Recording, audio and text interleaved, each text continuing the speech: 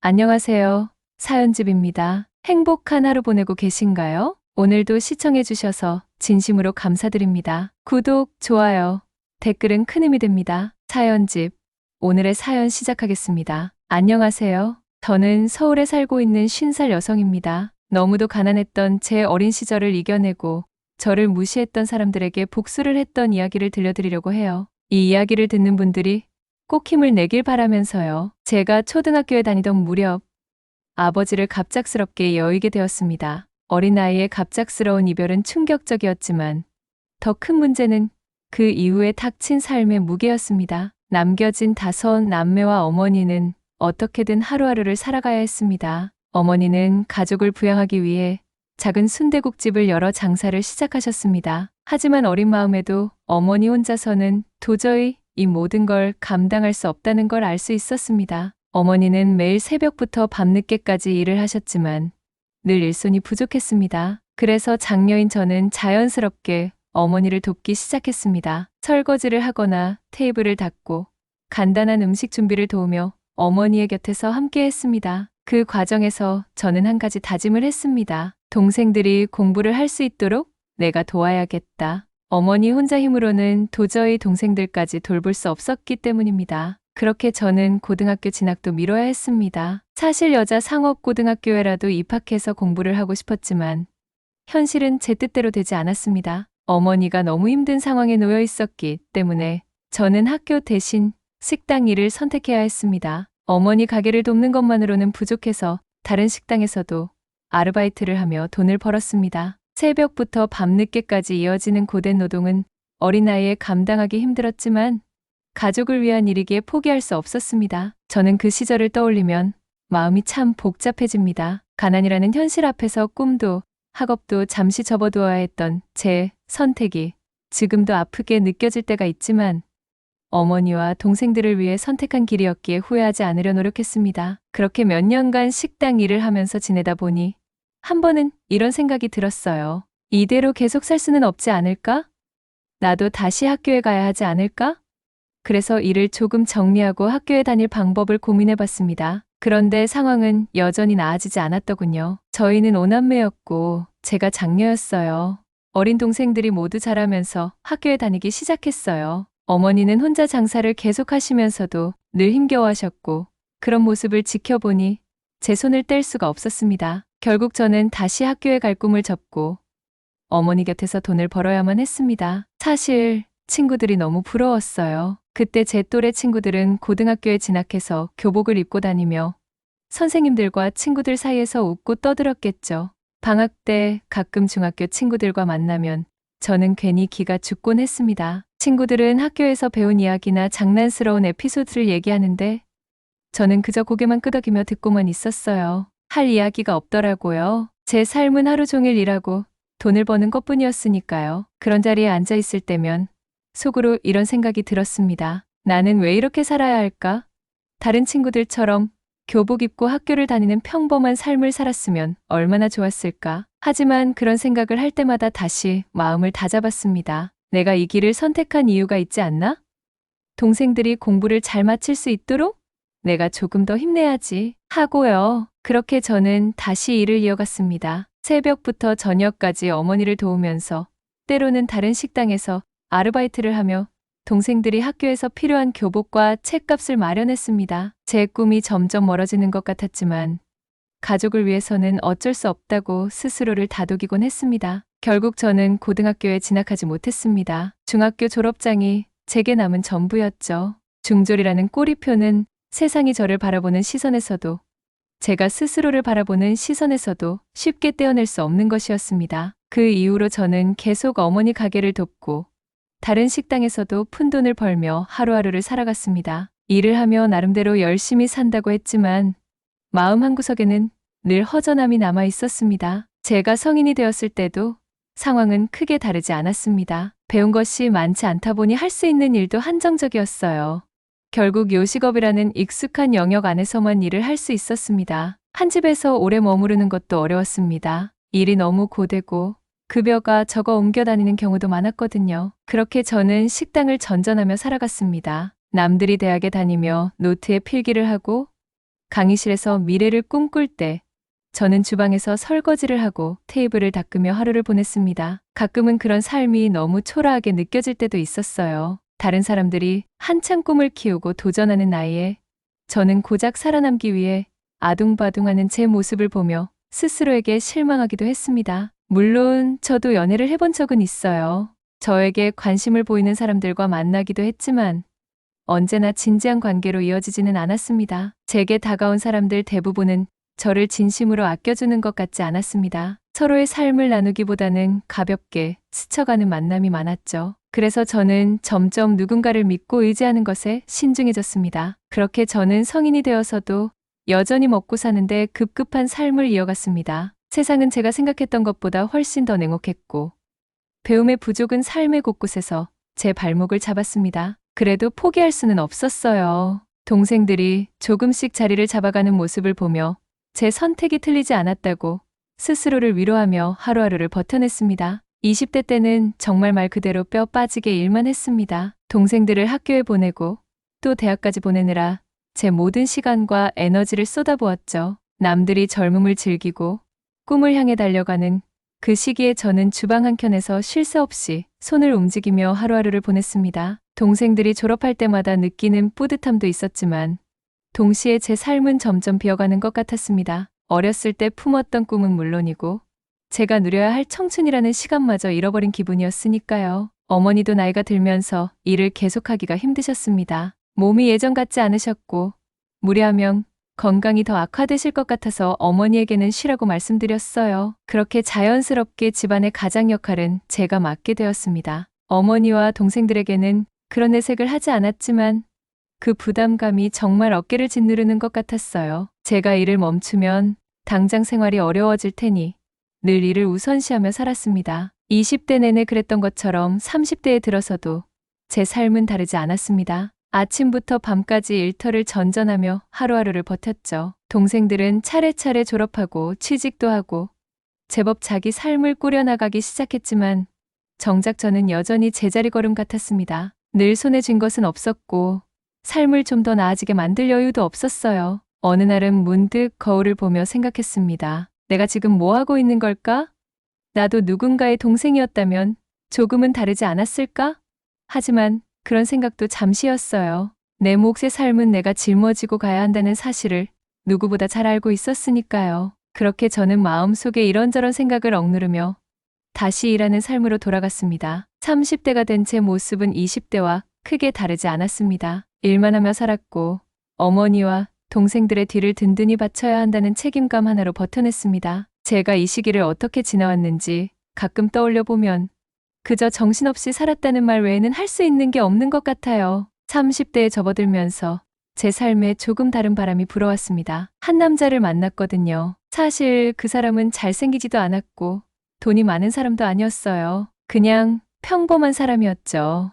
그런데 그 사람이 식당에서 저를 보고 어느 날부터 저를 좋아한다며 자꾸 다가오더라고요. 처음에는 무심하게 넘겼지만 시간이 지날수록 그의 진심이 느껴졌습니다. 저를 배려하고 저를 위해 노력하는 모습에 조금씩 마음이 열렸어요. 그렇게 우리는 조심스럽게 교제를 시작했습니다. 하지만 워낙 서로 바빴어요. 저도 하루 종일 일을 했고 그 사람 역시 자신의 일에 매달려야 했으니까요. 데이트라는 것도 특별할 게 없었습니다. 간단히 밥 한 끼 먹고 피곤한 몸으로 서로를 위로해주는 게 전부였죠. 그래도 그 짧은 시간들 속에서 저는 오랜만에 마음의 위안을 느꼈습니다. 제 삶에서 처음으로 누군가가 저를 진심으로 생각해준다는 느낌이 들었거든요. 그러다 어느 날 그 사람이 결혼하자고 하더군요. 함께 보내는 시간이 적어서 더 그랬는지 이 사람이 저와 한 가정을 이루고 싶다는 말을 꺼냈습니다. 솔직히 말하면 저도 수십 년간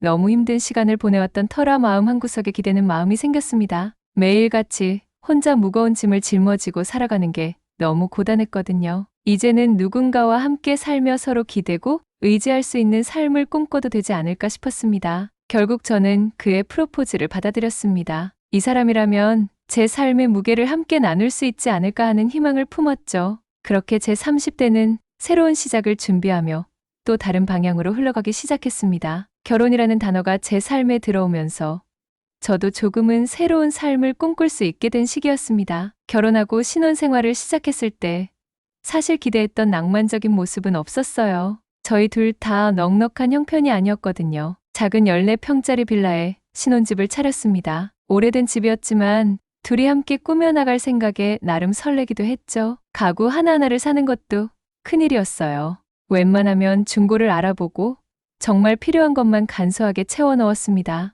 그래도 그때는 모든 게 새로웠고 그 안에서 우리가 가정을 꾸려간다는 사실만으로도 큰 위로가 됐습니다. 둘 다 바빴어요. 저는 여전히 식당 일을 하며 하루 종일 뛰어다녔고 남편도 마찬가지였죠. 그러다 보니 서로 얼굴을 마주하는 시간도 많지 않았습니다. 그런 와중에도 서로를 생각하며 아끼고 의지하려고 노력했어요. 외식을 나가는 것도 쉽지 않았지만 가끔 삼겹살을 구워 먹으러 나가는 날이면 정말 큰일이라도 난 것처럼 기분이 좋더라고요. 남편은 우리 조금 더 벌어서 다음엔 소고기를 먹으러 가자고 농담처럼 말하곤 했었죠. 그렇게 저희는 서로 아낄 것을 아끼며 하루하루를 꾸려나갔습니다. 새벽이면 먼저 일어나 남편 도시락을 싸주고 퇴근하면 힘든 몸으로 저녁을 준비하면서도 마음속에서는 이 생활이 안정되길 바라는 작은 희망을 품었죠. 물론 경제적으로는 빠듯했지만 그 시절만큼 마음속에 따뜻함을 간직했던 시간도 없었던 것 같아요. 하지만 이런 단단한 마음과 다르게 상상하지도 못하게 무거운 현실의 무게가 다가왔던 거예요. 그 당시에는 알지 못했지만 우리 앞에는 더 많은 시련이 기다리고 있었던 거죠. 어린 시절부터 저는 늘 아득바득 살아왔기에 그런 삶이 익숙했어요. 힘들어도 참고 버티면서 하루하루를 살아가는 게 저한테는 자연스러운 일이었죠. 그런데 남편은 달랐던 것 같아요.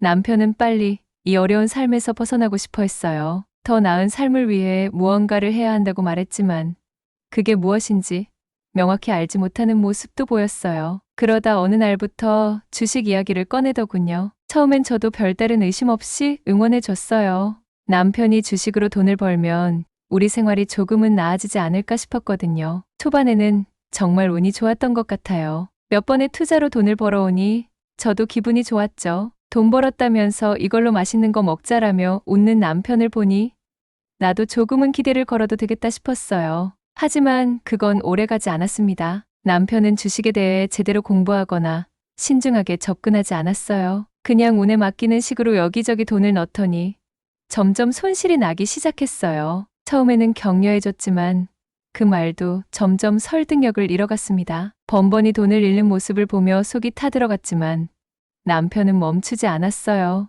그러다 어느 날 남편이 몰래 사채까지 쓰고 있다는 사실을 알게 됐어요. 처음엔 믿을 수가 없었어요. 우리가 어렵게 번 돈은 물론이고 빚까지 지면서 주식으로 날렸다는 사실에 머리가 하얘지더군요. 왜 그랬냐고 따져 물어도 남편은 제대로 대답하지 못했어요. 오히려 상황을 더 악화시키며 점점 무너져가는 모습이었습니다. 그때 저는 정말 막막했습니다. 주식에 돈을 날리고 빚까지 끌어온 남편을 보며 우리가 가정을 꾸리고 나아가야 할 방향이 보이지 않았어요. 가난해도 열심히 일해서 살아가면 된다고 믿었던 제 가치관이 무너지는 기분이었습니다. 이 상황을 어떻게 해결해야 할지 도무지 알 수가 없었죠. 제 삶이 또다시 새로운 국면에 접어들고 있음을 직감하면서 그 무게를 어떻게 견뎌야 할지 고민이 깊어졌습니다. 결국 저는 더 이상 남편과 함께 살 수 없다는 결론을 내렸습니다. 주식으로 돈을 날리고 빚을 지면서도 아무런 해결책 없이 그저 상황을 악화시키는 그의 모습을 보며 이대로는 안 되겠다는 생각이 들었어요. 처음부터 남편에게 큰 기대를 했던 건 아니었지만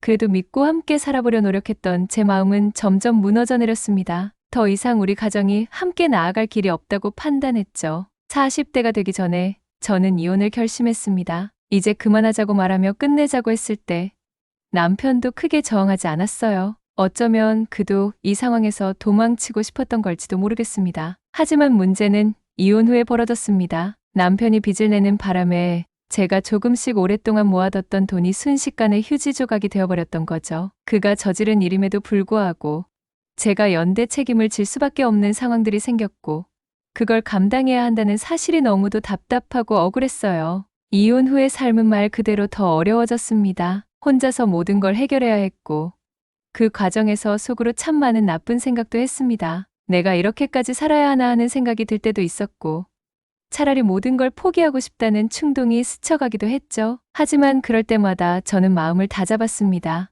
여기서 무너지면 안 된다. 내가 이겨내지 않으면 이 인생에서 아무것도 남지 않는다는 생각을 되뇌었어요.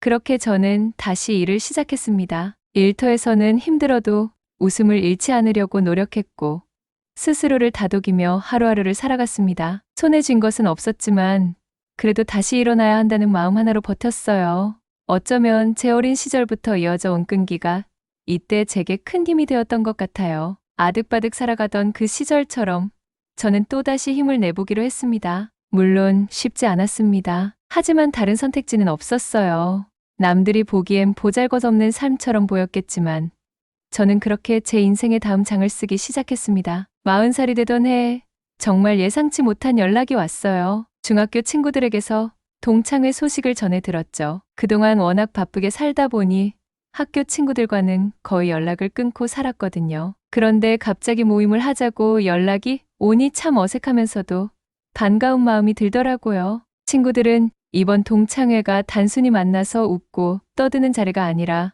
서로 사는 이야기도 나누고 혹시 힘든 점이 있으면 도와주는 자리로 만들고 싶다고 했어요. 처음엔 조금 망설였습니다. 친구들과 만난다고 해서 제 삶이 크게 달라지지는 않을 거라는 생각이 들었거든요. 게다가 솔직히 제 상황이 부끄럽기도 했어요. 그때까지도 저는 그저 힘겹게 하루하루를 버티며 살아가고 있었으니까요. 하지만 다시 생각해보니 중학교 친구들이야말로 제가 학교를 다닐 때의 추억을 공유한 몇 안 되는 사람들이었어요. 사회생활을 하며 만난 사람들은 대부분 스쳐가는 인연이었고 정작 오랜 시간을 함께한 친구들은 거의 남아있지 않았죠. 그래서 결국 동창회에 가기로 했습니다. 그렇게 오랜만에 연락을 주고받으며 사람 냄새를 느끼는 것만으로도 뭔가 잊고 있던 감정들이 되살아나는 기분이 들더라고요. 그렇게 정해진 날짜를 기다리면서 과연 그동안 친구들은 어떻게 지냈을까 궁금하기도 하고 저 자신도 그 자리에서 무슨 이야기를 하게 될지 고민이 되기도 했습니다. 제게도 참 오랜만에 다가온 그런 자리였어요. 마음 한켠엔 살짝 설렘도 있었고 또 한편으론 복잡한 감정도 함께 자리 잡고 있었죠. 그래도 뭔가 변화가 필요하다는 생각에 기회를 놓치고 싶지는 않았습니다. 그렇게 저는 중학교 친구들을 다시 만나러 가기로 마음먹었어요. 동창회는 중학교 근처에서 열렸어요. 오랜만에 가보니 그 동네가 참 많이 바뀌었더라고요. 학창 시절의 기억이 떠오르면서 이상하게 마음이 찡하기도 하고 설레기도 했습니다. 행사장에 도착하니 정말 오랜만에 같은 반 친구들을 만날 수 있었어요. 다들 변한 모습에 서로를 보며 웃고 떠들었죠. 처음엔 어색했지만 금세 분위기가 풀리면서 학창 시절로 돌아간 것 같더라고요. 기분 전환도 되고 오랜만에 참 재미있었어요. 친구들 대부분은 저보다 삶이 안정된 모습이었어요. 어떤 친구는 와이프나 남편을 데려오기도 했고 서로 명함을 주고받으며 현재 무슨 일을 하고 있는지 이야기하더군요. 대기업에 다니는 친구, 사업을 한다는 친구, 심지어 자녀가 학교에 다닌다는 이야기를 하는 친구들도 있었습니다. 다들 자기 자리에서 열심히 살아가고 있다는 걸 보니 정말 대단하다는 생각이 들었어요. 그런데 그런 분위기 속에서 저는 자신도 모르게 점점 작아지는 기분이 들었어요. 아무래도 친구들이 이야기하는 것들과 제 상황이 너무 다르다 보니 그런 생각이 들었던 것 같아요. 그들은 직장 이야기나 가정 이야기를 자연스럽게 나누는데 저는 그 대화 속에 끼어들 여지가 없더라고요. 명함을 주고받는 그 모습이 왜 그렇게 낯설고 멀게 느껴졌는지 모르겠어요. 저도 명함을 내밀어야 할 순간이 왔을 때 줄 게 없다는 게 참 초라하게 느껴졌습니다. 특히 자녀 이야기가 나올 때 저는 더 위축되었어요. 친구들은 자녀들이 학교에서 어쩌고 저쩌고 이야기하며 웃는데 저는 그저 듣기만 했습니다. 제게는 아이도 없고 가정도 없고 그들이 말하는 안정된 삶과는 거리가 멀었으니까요. 그 순간 스스로가 너무 보잘것없게 느껴졌습니다. 어릴 때부터 아득바득 살아왔던 제 인생이 문득 초라하게 느껴지는 자리였던 것 같아요. 그래도 꾹 참고 자리를 지켰어요. 하지만 제 마음속에서 무언가가 깊이 흔들리기 시작했던 건 분명했습니다. 그날 동창회에서 제게 안부를 묻는 친구들도 있었습니다. 처음엔 반갑게 웃으며 묻더라고요. 그런데 이야기가 조금씩 길어지다 보니 묘하게 불편한 질문들이 이어지기 시작했어요. 왜 고등학교 진학을 하지 않고 중학교 졸업장만 가지고 살아가냐는 말을 듣는데 그냥 웃으며 넘기려 했지만 속으로는 그 말이 가시처럼 박히더군요. 중졸이라는 게 제 삶에서 늘 부끄러운 꼬리표처럼 따라다녔는데 그걸 이렇게 대놓고 물어보니 참 견디기가 힘들었어요. 친구들은 한국 사회에서 중졸로 산다는 게 정말 어렵지 않냐며 쓸데없는 동정 어린 말을 덧붙이기도 했습니다. 결혼했냐고 물어서 이혼했다고 솔직히 대답했더니 갑자기 분위기가 바뀌더군요. 대뜸 이혼에는 돈 문제 말고는 없지 않느냐며 어려워도 잘 이겨내는 것도 능력이라는 식으로 비아냥거리더라고요. 위로는커녕 가슴 깊은 곳에서부터 화가 치밀어 올랐습니다. 그러다 친구 중 한 명이 무슨 일을 하냐고 묻더라고요. 저는 식당 다니면서 일을 한다고 솔직하게 이야기했어요. 그랬더니 돌아온 말이 더 기가 막혔습니다. 저에게 중졸이면 그런 쪽에서밖에 일을 하지 못할 것 같다라는 거 있죠. 그 말에 웃음으로 넘기려 했지만 속에서부터 화가 치밀었어요. 어떻게 이런 말을 아무렇지도 않게 할 수 있는지 모르겠더라고요. 그 자리에서 뭐라고 하고 싶었지만 동창회 분위기를 망치는 건 제 자신이 초라해지는 것 같아 그냥 참았습니다. 자존심은 너무 상했고 그 자리에 앉아있는 내내 속으로 부글부글 끓었어요. 친구들이 웃고 떠들 때마다 저는 빨리 이 자리를 벗어나고 싶다는 생각만 했습니다. 결국 식사가 끝나자마자 핑계를 대고 곧바로 자리를 빠져나왔습니다. 집으로 돌아오는 길에 한동안 멍하니 걸었습니다. 너무 억울하고 분했어요. 그렇게 고생하며 살아온 내 인생이 마치 하찮은 것처럼 여겨지는 그들의 말들이 머릿속에서 떠나질 않더라고요. 집에 도착하자마자 눈물이 쏟아졌습니다. 어릴 적부터 참아온 눈물이 그날 밤에 한꺼번에 터져나온 것 같았어요. 집에 돌아오자마자 주저앉아 엉엉 울었습니다. 정말 참을 만큼 참았는데 그날은 도저히 못 참겠더라고요. 친구들이 던진 그 무심한 말들, 제가 살아온 세월을 비웃는 듯한 태도가 계속 머릿속을 맴돌았어요. 불쌍하게 살았던 10대 시절이 생각났습니다. 학교 대신 식당에서 설거지를 하고 남들처럼 평범한 꿈조차 꿀 수 없었던 그때의 제가 너무 불쌍하고 억울하게 느껴졌어요. 그 어린 나이에 어른스러운 척, 강한 척하며 버텨온 시간들이 왜 이렇게 한순간에 하찮아지는 것 같은지 도저히 이해할 수 없었습니다. 더 화가 났던 건 돈이 없다는 이유로, 이혼을 했다는 이유로 제가 무슨 큰 죄라도 저지른 사람처럼 취급받았다는 사실이었어요. 세상 사람들이 왜 이렇게 쉽게 다른 사람을 손가락질하고 평가하는지 모르겠더라고요. 나는 누구보다 열심히 살아왔는데 왜 이런 말을 들어야 하는지 정말 억울하고 분했습니다. 울다 보니 가슴 속에서 우라가 치밀어 오르더군요. 솔직히 너무 모멸감을 느껴서 순간적으로 나쁜 생각도 스쳐갔어요. 내가 이렇게까지 살아야 하나? 내 삶이 이토록 하찮은 건가? 하는 생각들이 머리를 어지럽혔습니다. 하지만 곧 마음을 다잡았습니다. 그래, 이렇게 무너지면 정말 그들의 말대로 되는 거잖아.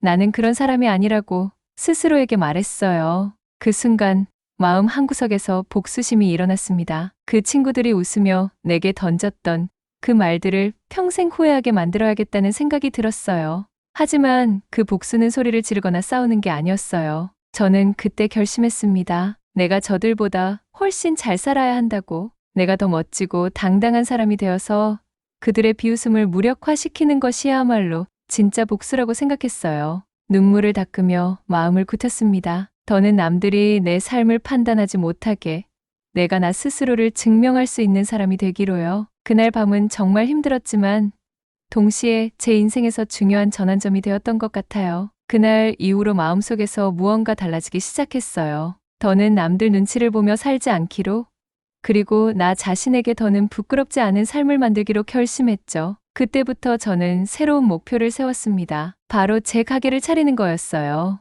식당에서 일하며 익힌 경험들이 많았고 요식업은 제가 그나마 자신 있는 분야였으니까요. 하지만 목표를 세운다고 바로 되는 게 아니잖아요. 그래서 저는 정말 하나부터 열까지 차근차근 준비하기로 마음먹었습니다. 우선 일하는 와중에도 시간이 날 때마다 사업에 대해 공부하기 시작했어요. 자영업이 쉽지 않다는 건 너무 잘 알고 있었거든요. 실패 확률도 높고 자본도 많이 들고 한번 잘못되면 다시 일어서기 힘들다는 거요. 그래서 저는 실패 확률을 최대한 줄이기 위해 조금씩 준비해 나갔습니다. 당장 시작하지 않아도 괜찮다고 생각했어요. 대신 내실을 다져서 제대로 된 가게를 열고 싶었죠. 식당에서 일을 하며 매일 손님들의 반응을 관찰하고 어떤 메뉴가 인기 있는지, 어떻게 해야 손님들이 더 만족하는지를 꼼꼼히 기록했어요. 그리고 퇴근 후에는 유튜브나 책을 통해 요리와 경영에 대한 지식을 쌓아갔습니다. 처음엔 머리가 아플 정도로 어려웠지만 조금씩 익숙해지면서 제 목표가 더 뚜렷해지더라고요. 그동안의 삶처럼 적은 월급으로 겨우겨우 생활비를 마련하는 건 더 이상하고 싶지 않았어요. 하루 종일 일하고도 남는 게 없는 그 삶이 얼마나 허무한지 저는 너무 잘 알았거든요. 이제는 제 이름을 내걸고 제 가게를 운영하면서 제 삶을 스스로 이끌어가고 싶었습니다. 물론 두려움도 있었어요. 잘 안 되면 어떡하지? 지금보다 더 어려워지면 어떡하지? 그런 걱정들이 머릿속을 떠나지 않았지만 저는 다시 저 자신에게 다짐했어요. 내가 더 잘 살기 위해, 그리고 나를 무시했던 사람들에게 진짜 내가 어떤 사람인지 보여주기 위해서라도 이 도전을 해내야 한다고요. 그렇게 저는 하루하루를 치열하게 보내기 시작했습니다. 그때부터 제 삶은 완전히 바뀌기 시작했어요. 매일 식당에서 일하는 건 여전히 변함없었지만 일하는 동안에도 제 가게를 열기 위한 준비를 끊임없이 했습니다. 퇴근 후에는 틈틈이 TV를 보며 요식업 관련 프로그램을 챙겨봤어요. 거기에 나오는 요식업 전문가들의 노하우를 메모하고 그걸 하나씩 따라해보며 연습했죠. 그분들이 하는 말과 행동, 음식의 디테일까지 놓치지 않으려고 노력했습니다. 마치 제 인생의 선생님 같은 느낌이었어요. 요리를 배우는 건 힘들었지만 즐거웠어요.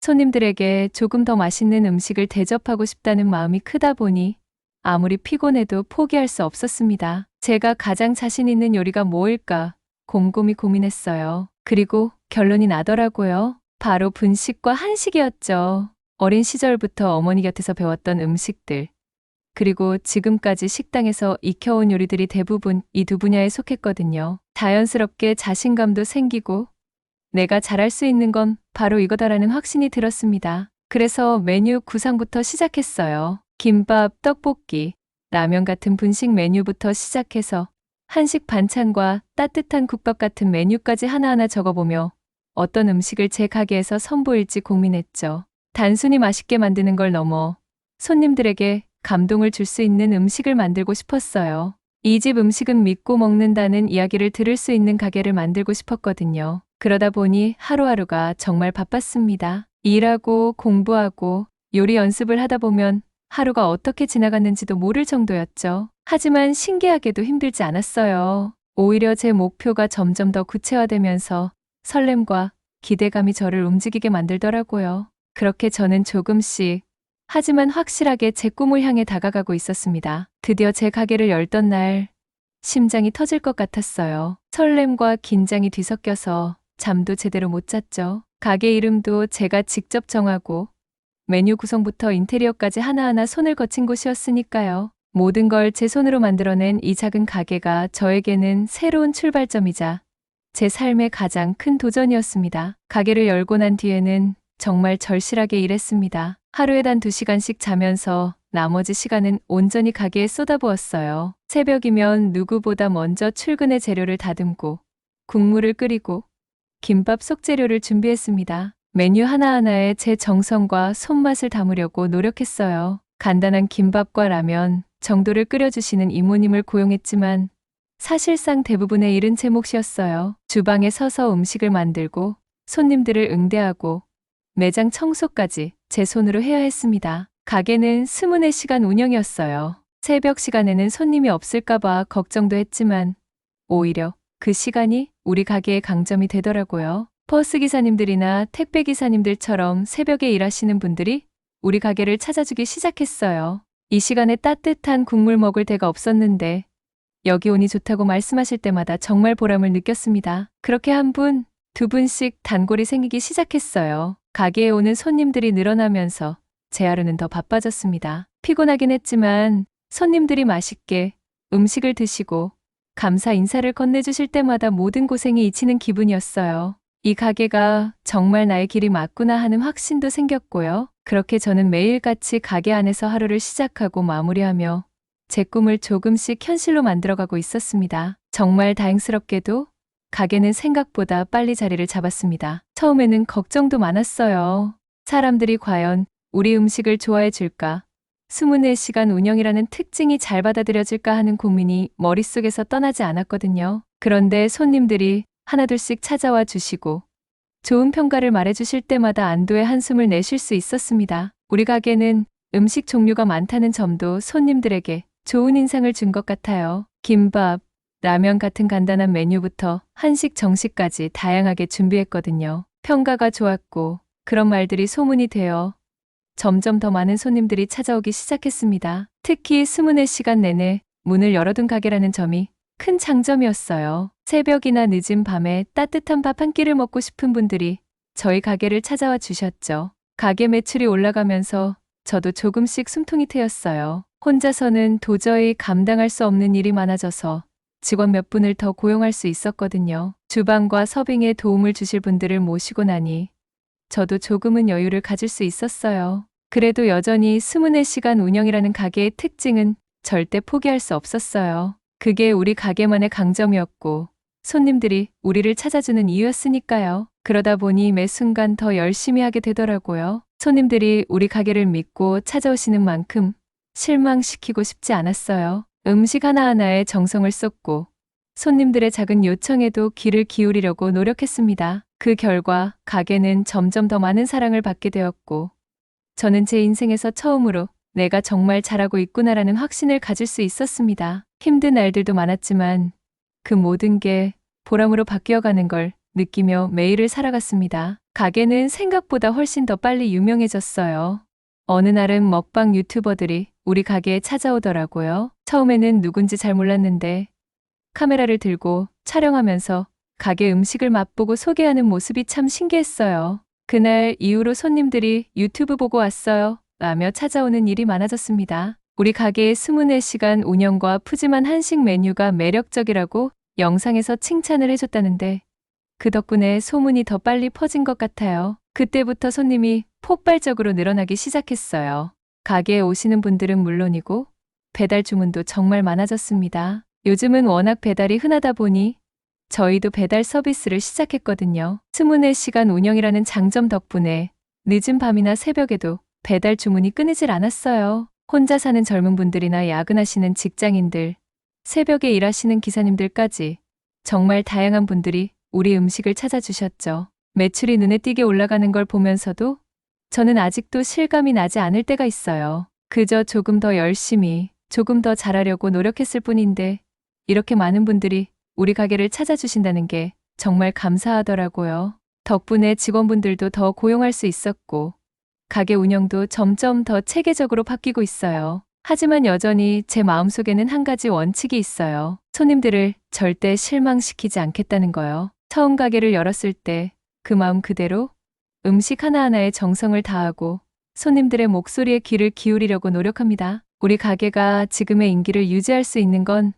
다 그런 작은 노력이 쌓였기 때문이라고 생각해요. 이제는 정말 한 번씩 가게의 문을 둘러볼 때마다 믿기지가 않아요. 이렇게 많은 분들이 찾아주시고 우리 음식을 좋아해 주신다는 사실이요. 하지만 그럴수록 초심을 잃지 않고 매일 더 열심히 살아야겠다는 다짐을 하게 됩니다. 가게는 정말 상상도 못할 정도로 빠르게 성장했어요. 손님들이 점점 많아지면서 처음 시작했던 그 작은 매장만으로는 도저히 감당할 수가 없더라고요. 그래서 결심했죠. 조금 더 큰 사업장으로 확장하자고요. 직원도 더 늘리고 주방도 더 넓게 만들어서 손님들이 불편함 없이 찾을 수 있는 공간을 만들어야겠다 싶었어요. 그렇게 새로 단장한 가게는 오픈하자마자 더 많은 손님들로 북적이기 시작했어요. 그러다 보니 인근에 체인점을 내달라는 요청이 들어오기 시작했어요. 꼭 먹어보고 싶은데 거리가 멀다며 자신이 있는 동네에도 매장을 열어달라는 손님들의 말에 용기를 내어 첫 번째 체인점을 열었습니다. 그런데 그 체인점도 큰 사랑을 받으면서 제 가게는 점점 더 확장되기 시작했어요. 몇 년 만에 우리 가게는 하나의 프랜차이즈 식당으로 자리 잡았고 정말 믿기지 않을 정도로 빠르게 성장했죠. 통장을 열어볼 때마다 실감이 안 났어요. 어린 시절부터 그렇게 아끼고 부족하게만 살아왔던 제가 이제는 상상도 못했던 금액이 통장에 쌓이는 걸 보면서도 이게 정말 내 인생이 맞나? 싶을 때가 많았습니다. 하지만 제게 돈보다 더 놀라운 건 사람들이 저를 대표님이라 부르며 따르기 시작했다는 거였어요. 직원들은 물론이고 다른 요식업을 꿈꾸는 분들이 제게 조언을 구하거나 직접 요리를 배우러 찾아오는 학생들까지 생겼습니다. 그런 말을 들을 때마다 마음이 참 벅차더라고요. 제가 꿈꾸던 가게를 운영하며 살아가는 것만으로도 충분히 행복했는데, 이제는 제 이야기가 다른 사람들에게 용기를 줄 수 있다는 사실 정말 감사했어요. 그렇게 10년이 흘렀어요. 처음 시작할 때만 해도 지금처럼 안정적인 운영을 할 수 있을지 정말 몰랐습니다. 하지만 이제는 가게가 잘 자리를 잡고 손님들이 끊이지 않으니 사업이 안정적으로 굴러가고 있어요. 처음에는 작은 가게에서 시작했지만 이제는 여러 체인점을 두고 있고 인기도 점점 높아져서 자연스럽게 수입도 많아졌습니다. 매일 매출이 증가하는 걸 보면서 저도 모르게 신기하고 믿기지 않더라고요. 그러던 중 서울에 있는 30평대 아파트를 매매할 수 있었습니다. 처음에는 큰 집이 필요할까 싶었지만 이제는 제 삶이 달라졌다는 걸 실감하며 그 집을 살 수 있다는 게 정말 감사했어요. 혼자 살기에는 조금 넓었지만 그 공간에서 느끼는 여유가 너무 좋았어요. 예전에는 꿈꾸지도 못한 일이었지만 이제는 그 집에서 하루하루를 즐기며 살 수 있다는 게 정말 신기하게 느껴졌습니다. 또한 제 꿈이었던 외제차도 드디어 살 수 있었습니다. 자동차를 보는 것도 그저 꿈 같은 일이었는데 어느새 현실이 되어 있었죠. 그 차를 타고 드라이브를 할 때면 내가 이렇게까지 온 거구나 하는 생각에 가슴이 벅차오르기도 했어요. 여러 차례 포기하고 싶었던 시간들이 있었지만 그때마다 다시 일어나서 달려온 것들이 이렇게 제게 큰 선물이 되어 돌아왔다는 걸 믿기지 않았습니다. 가끔은 그 모든 게 꿈만 같아서 그 꿈 같은 현실을 놓치고 싶지 않은 마음이 들 때가 있어요. 이 모든 걸 이루기까지 정말 많은 시간과 노력이 필요했지만 지금의 삶을 살아가면서 그 모든 고생이 다 의미 있었음을 깨닫고 있어요. 제 자신에게도 또 그동안 저를 도와준 모든 사람들에게도 감사한 마음이 넘칩니다. 이제는 단지 내가 원하는 것들을 얻는 게 아니라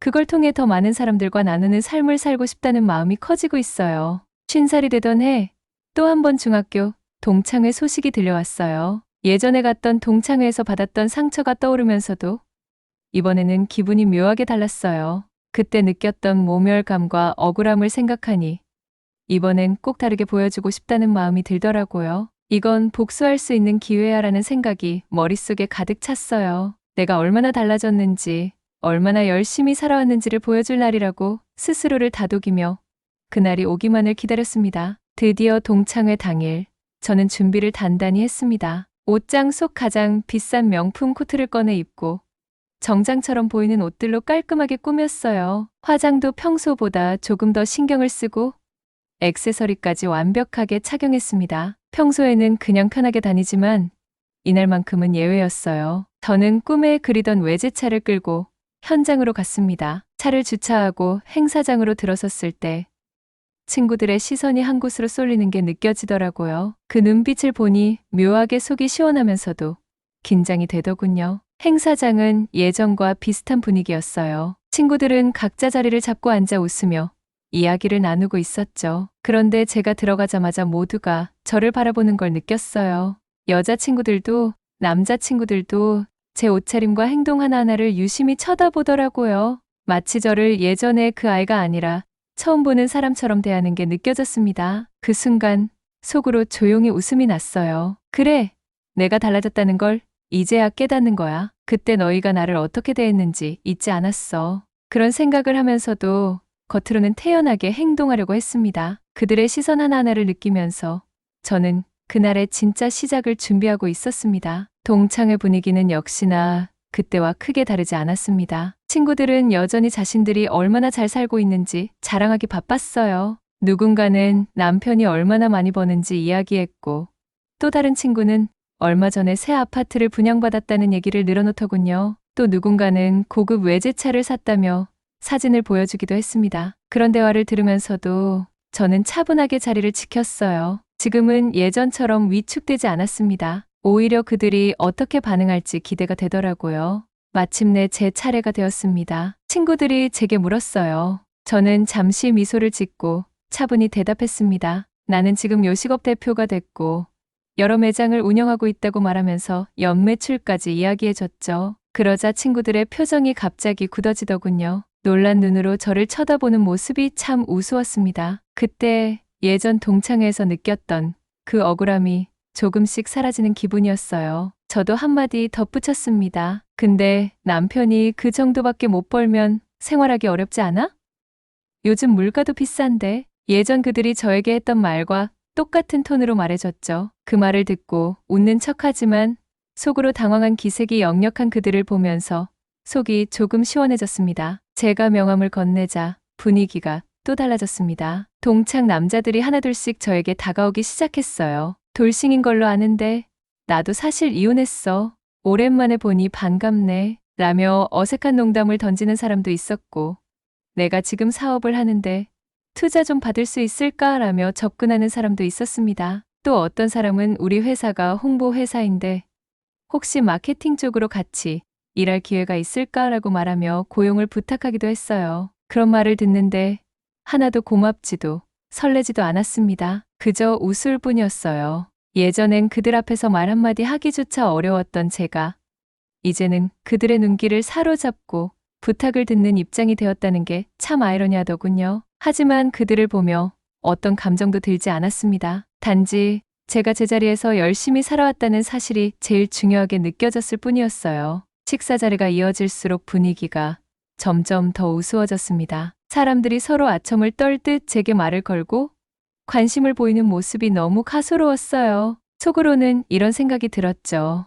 내가 어렵게 살 땐 거들떠보지도 않더니 이제 내가 너희보다 성공했다고 이렇게 비굴하게 구는 게 정말 꼴불견이다라는 생각이 들었어요. 과거에 받았던 상처와 억울함이 다시 떠오르면서 더는 이 상황을 견딜 필요가 없겠다는 결심이 섰습니다. 그래서 저는 조용히 자리에서 일어나 한마디 했습니다. 오늘 이 자리에 나온 이유는 너희가 얼마나 추악한지 보여주고 싶어서라고 이야기해줬습니다. 또 너희들이 예전에 나한테 했던 말들, 그때의 태도를 난 아직도 기억하고 있어. 어려울 땐 눈길도 안 주더니 내가 잘 나가니까 이렇게 달라진 모습으로 다가오는 게 참 우습다라고 속 시원하게 이야기했어요. 주변은 갑자기 조용해졌고 모두가 제 말을 듣고 멍한 표정으로 저를 바라봤습니다. 저는 이어서 말했죠.